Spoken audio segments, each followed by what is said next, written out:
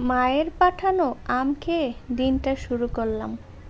আজকে আমি মুরগির মাংস দিয়ে মুগ ডাল রান্না করব।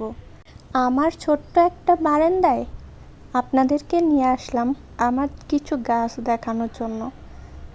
এখানে আমি কিছু গাছ লাগিয়েছি, বরবটি গাছ, বেগুন গাছ, পুঁই শাক গাছ, কলমি শাক, পুদিনা পাতা, তারপরে করল্লা গাছ, মিষ্টি কুমড়া। আর এইদিকে আমি রান্না বসিয়ে দিয়েছি। এখানে আমি মুগ ডাল দিয়ে মুরগির মাংস রান্না করব, তাই পেঁয়াজ, তারপরে কাঁচামরিচ আর এলাচ, দারচিনি, লবঙ্গ দিয়ে তেলে ভেজে নিচ্ছিলাম। ভাজাভাজি হয়ে গেলে এখন আমি আদা রসুন অ্যাড করে দিব।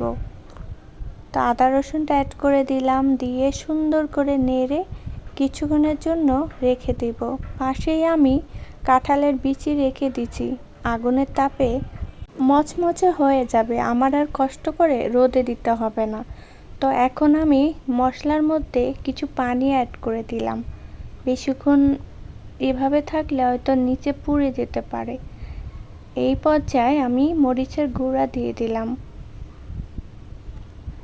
এরপর হলুদের গুঁড়া, গরম মশলার যে বাটাটা থাকে গুঁড়াটা আমি ওটাও অ্যাড করে দিলাম। এটা ধনিয়া গুঁড়া, জিরার গুঁড়াটা এখনও আমার করা হয়নি, তাই ওটা আর দিলাম না, শেষের দিকে দিয়ে নামাবো।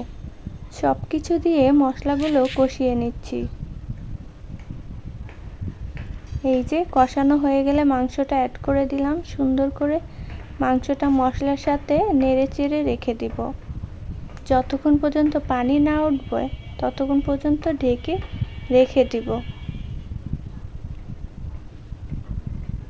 এই তো নিচে লেগে গেছে, তাড়াতাড়ি করে এখন নেড়ে দিব।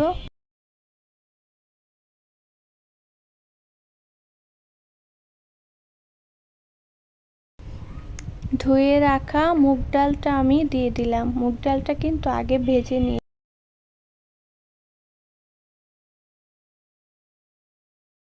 এই রান্নাটা কিন্তু অনেক সহজ। প্রেসার কুকারে 2 থেকে 3টা, আমি মোট 4টা সিজ দিয়েছি।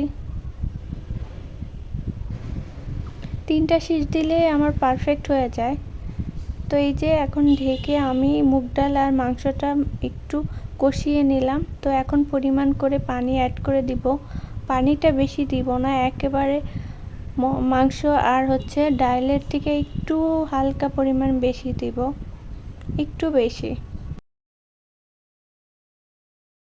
তো এই তো দেখতেই পাচ্ছেন পানির পরিমাণটা। এখন আমি ঢাকনাটা দিয়ে ঢেকে দিলাম। তো এইদিকে আমি জিরা আর 2টা এলাচ দিয়ে ফাঁকি করে নিব।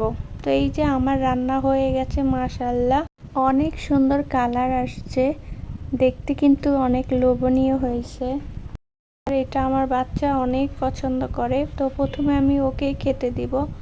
ভালো থাকবেন সবাই, অসংখ্য ধন্যবাদ ভিডিওটি দেখ